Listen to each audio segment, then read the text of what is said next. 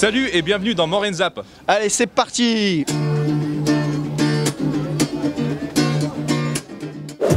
Bonjour à tous, bienvenue dans ce nouveau Maurienne Zap. Tout de suite, le sommaire. Visite médiatique au barrage du Mont-Cenis. Rencontre avec Dantès Dailang sur le marché de Saint-Jean-de-Maurienne. Et pour finir, observation dans le parc de la Vanoise du gypaète barbu.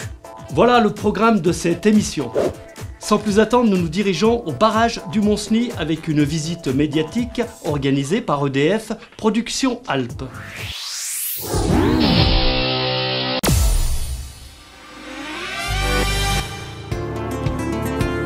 Le vendredi 25 mars, c'est à l'hôtel Le Malamo que l'encadrement de l'unité de production EDF Alpes a invité les médias de la presse écrite, radio et TV régionale à visiter le grand chantier de la vidange du barrage du Mont-Cenis.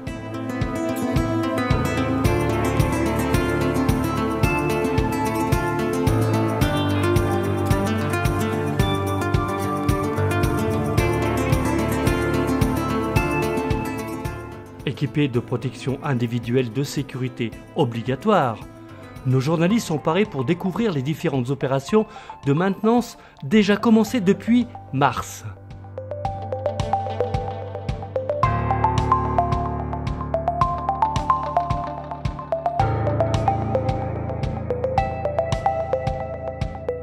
Nous avons accompagné effectivement des groupes pour pouvoir présenter une partie de l'ouvrage. Donc nous sommes rentrés dans la galerie, qui est la galerie de la Barrière, qui nous permet d'accéder aux vannes d'entrée de la galerie, qui sont en fait les vannes qui sont juste après les prises d'eau qui sont derrière moi. Donc vous pouvez voir le bâtiment blanc, la vanne de prise d'eau supérieure, et puis il y a un autre bâtiment plus noir, plus gris, qui est la vanne de prise d'eau inférieure.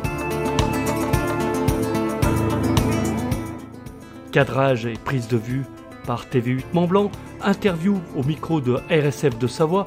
Tout au long du parcours, les reporters sont à l'affût de la moindre explication intéressante des agents cadres de EDF.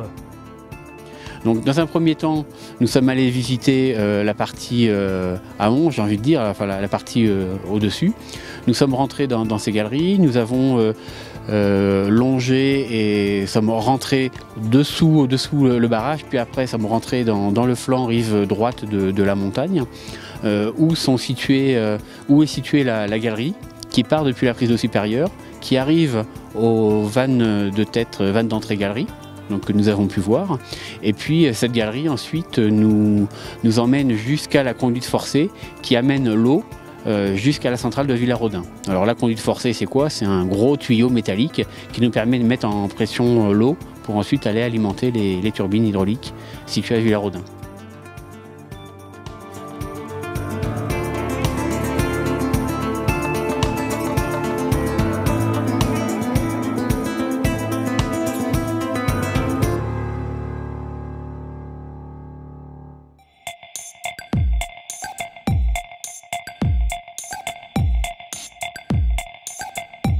Les conditions de travail sont difficiles en haute altitude pour les entreprises locales et le personnel surveillant exploitant. Les déplacements se font à pied ou en 4x4 au niveau de la partie basse du barrage. Et la partie haute du couronnement du barrage se fait à pied ou en chenillette.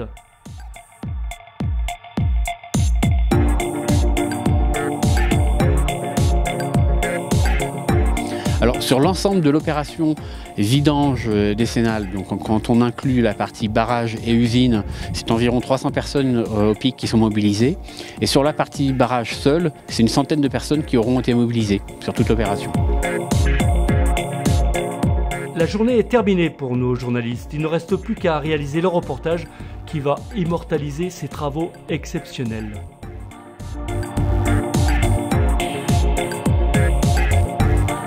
Rencontre un peu particulière un samedi matin sur le marché de Saint-Jean, avec un chanteur français qui chante en chinois. Cela demande un peu plus d'explications. Allez, c'est parti.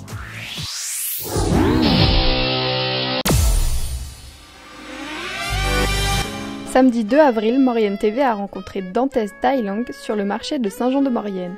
Le chanteur, ambassadeur de la Maurienne en Chine, était accompagné de Rémi Trouillon, réalisateur vidéo, afin d'enregistrer une partie de son dernier clip. J'ai habité 11 ans en Chine et je suis originaire de Maurienne, et quand je suis revenu habiter ici, puisque ça fait 1 an et demi que je suis revenu dans la région, j'ai eu envie de faire une chanson sur la Maurienne parce que c'est un endroit vraiment super à vivre. Et voilà, ce clip va sortir au mois de mai, c'est un clip qui va être fait en chinois, en français et en arpitan, c'est un langage des Villards.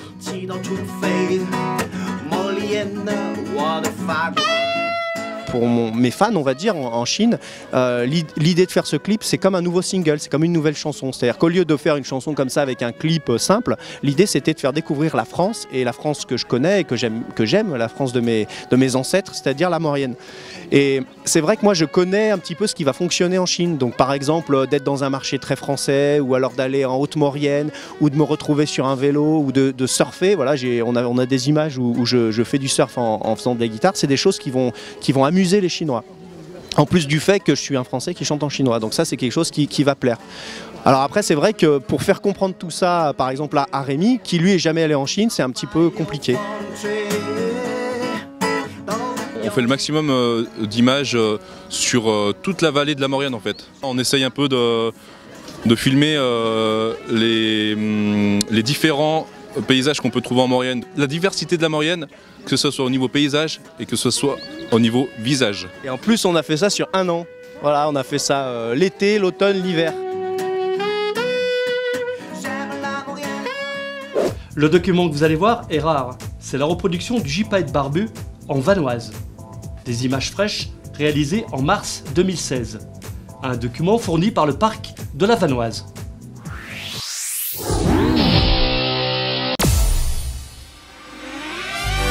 Direction les sommets enneigés du parc national de la Vanoise en Savoie pour découvrir un oiseau pas comme les autres, le gypaète barbu. Ce vautour, qui peut atteindre l'envergure impressionnante de 3 mètres, est pourtant inoffensif. Surnommé le casseur d'os, il se nourrit essentiellement d'os qu'il brise sur des rochers en les lâchant en vol. Il a fait son retour en Vanoise en 1989 et aujourd'hui 4 couples se reproduisent dans le massif.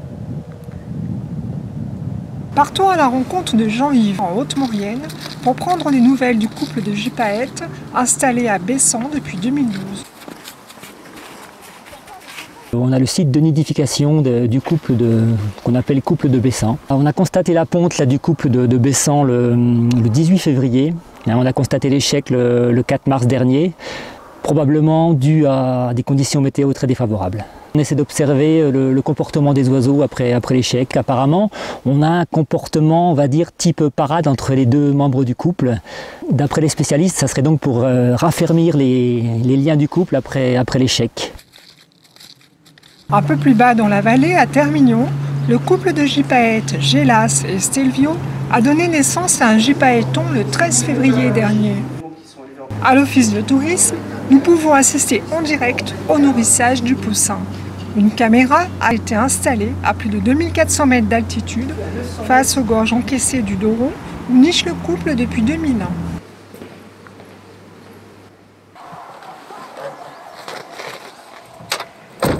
Dans la vallée voisine de la Tarentaise, Marie-Laure, garde monitrice, rend visite au couple de gypaètes barbus qui occupe l'aire des Sétives au fond du vallon de Rosuel à Pézenon-Croix. L'aire, elle est là, située sur le rocher, là en face de nous, rocher des Sétives. Et on le voit bien, même à l'œil nu, avec le blanc des fientes. Il y a un adulte au nid, il est en train de...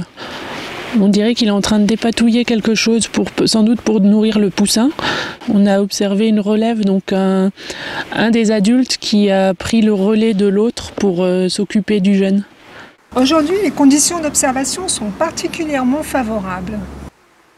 Nous quittons les paysages enneigés de Vanoise avec la satisfaction de savoir que la reproduction est en bonne voie pour les couples de Termignon et de Pézenon-Croix.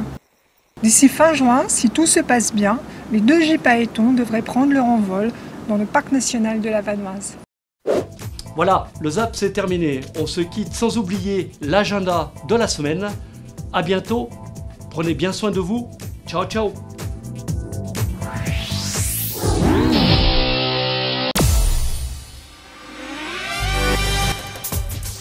Rendez-vous samedi 16 avril à 10h30 à Saint-Jean-de-Maurienne pour Bébé lecteur deviendra grand.